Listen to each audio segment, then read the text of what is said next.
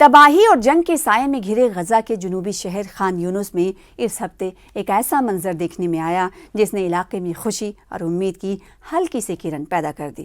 طویل عرصے تک بموں کی گھن گرج سے گونجنے والے غزہ میں دھوپ کی آواز سنائی دی، یعنی ڈھول کی آواز سنائی دی، جو ایک اجتماعی شادی کی تقریب سے آ رہی تھی۔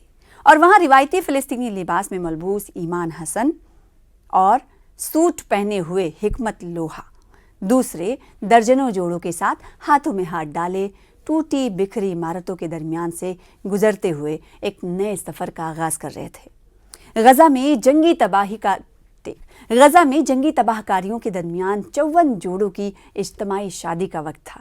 جی ہاں، آپ نے عموماً غزہ میں بمباری صہیونی حکومت کی بربریت کے حوالے سے ہی خبر دیکھی ہوگی، لیکن یہ جو تصویریں دکھیں انہوں نے چہرے پر مسکراہٹ لا دی۔ امریکی خبر رساں ادارہ کے مطابق غزہ کے علاقے خان یونس میں ہونے والے اجتماعی شادی کی تقریب میں 54 جوڑے رشتے ازدواج میں یعنی شادی کے بندھن میں بندھے، اور جن میں دو کردار کی اگر بات کریں حسن اور حکمت بھی شامل تھیں، جنہوں نے فلسطین کے روایتی شادی کے جوڑے پہن رکھے تھے۔ وہ دیگر دلہنوں کے ہمراہ ہاتھ پکڑ کر تباہ حال عمارتوں کے قریب سے گزر رہی تھیں اور لوگ ان کو ہاتھ ہلا کر مبارکباد دے رہے تھے۔ اس موقع پر ایمان حسن کا کہنا تھا کہ سب کچھ ہو جانے کے باوجود ہم ایک نئی زندگی کا آغاز کریں گے، اللہ نے چاہا تو یہ جنگ کا خاتمہ ہوگا۔ شادی کی تقریب فلسطین کے کلچر کا ایک اہم حصہ ہے، تاہم غزہ کی جنگ کے دوران ان کا سلسلہ بہت زیادہ حد تک کم ہو گیا تھا، اور یہ کچھ عرصے سے بیشتر ہونے والے جنگ بندی کے معاہدے کے بعد دوبارہ شروع ہو گئی ہیں۔ ایمان حسن بھی ان 20 لاکھوں لوگوں میں شامل ہیں جن کو جنگ کی وجہ سے بے گھر ہونا پڑا۔ شہر کی زیادہ تر عمارتیں کھنڈر میں تبدیل ہوئی ہیں اور امدادی سامان کی قلت اور حملوں کے خدشات کے پیش نظر اب بھی لوگوں کو روزمرہ کی زندگی میں مشکلات کا سامنا ہے۔ نوجوان جوڑے جو آپس میں رشتہ دار ہیں جنگ کے دنوں میں قریبی علاقے دیر البلاغ کی طرف چلے گئے تھے اور کافی مشکلات کا سامنا کیا۔ ان کا کہنا ہے کہ انہیں معلوم ہے کہ موجودہ حالات میں ایک نئی زندگی کیسے گزاریں گے، مگر انہوں نے سفر شروع کر دیا ہے۔ حکمت لوا کا کہنا ہے کہ ہم بھی باقی دنیا کی طرح خوش ہونا اور رہنا چاہتے ہیں۔ میرا ہمیشہ سے خواب تھا کہ میرا گھر ہو، جاب ہو، مگر آج میرا خواب رہنے کے لیے کسی ٹینٹ کی تلاش ہے۔ ان کے مطابق زندگی واپس لوٹنا شروع ہو گئی ہے، مگر یہ ویسی نہیں جس کی ہم امید کر رہے تھے۔ اجتماعی شادیوں کی اس تقریب کا اہتمام الفارس الشاہیم کی مالی اعانت سے کیا گیا، جو کہ ایک امدادی ادارہ ہے اور متحدہ عرب امارات کے تعاون سے کام کرتا ہے۔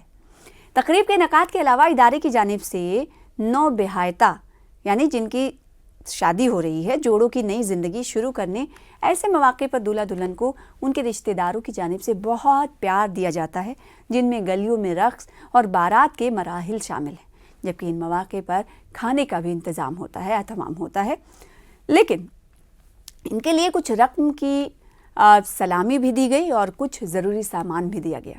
فلسطین میں روایتی طور پر شادی کی تقریب کئی روز تک جاری رہتی ہیں اور ان کو ایک اہم سماجی موقع کے طور پر دیکھا جاتا ہے۔ اس سے بہت سے خاندانوں کے مستقبل روشن ہوتے ہیں۔ فلسطینی ثقافت پر گہری نظر رکھنے والی برنارڈ کالج میں سماجیات کے پروفیسر ہیں جن کا نام ہے رندا سیرحان۔ ان کا کہنا ہے کہ شادیاں زندگی کی علامت اور فلسطینی روایات کو آگے بڑھانے کا ذریعہ ہیں۔ ایمان حسن اور حکمت لوا نے دوسروں کی طرح فلسطین کے جھنڈے لہرائے، جبکہ ان کے آس پاس خاندان کے افراد نے روایتی موسیقی کی تھاپ پر رقص بھی کیا۔ ایمان اور حکمت، جنہوں نے سرخ اور سبز رنگوں پر مشتمل روایتی لباس پہن رکھے تھے، ان کا کہنا تھا کہ اس شادی نے ان کو کئی برس کی مشکلات کے بعد خوشی کا چھوٹا سا موقع دیا ہے۔ ایمان حسن اس وقت اپنے والد، والدہ اور خاندان کے دوسرے افراد کا ذکر کرتے ہوئے افسردہ بھی ہوئیں جو جنگ کے درمیان ہلاک ہوئے تھے۔ ان کے مطابق ایسے غموں کے بعد خوشی کا لطف اٹھانا مشکل ہے۔ ان کے ساتھ ساتھ ہی ان کے آنسو ڈھلک گئے۔ اگر اللہ نے چاہا تو ہم اپنے شہر کو پھر سے آباد کریں گے۔ تو 9 بہائتہ جوڑے اس وقت امید سے بھرے ہوئے دکھائی دے رہے ہیں۔ آپ کو بھی ان تصویروں کو دیکھ کر تھوڑی سی امید جگی ہوگی کہ بمباری سے گرجتے گھن گرج کی آوازیں آج یہاں سے فی الحال ابھی نہیں آ رہی ہیں، بلکہ اب یہ جوڑے اپنی ازدواجی زندگی کی شروعات کر رہے ہیں۔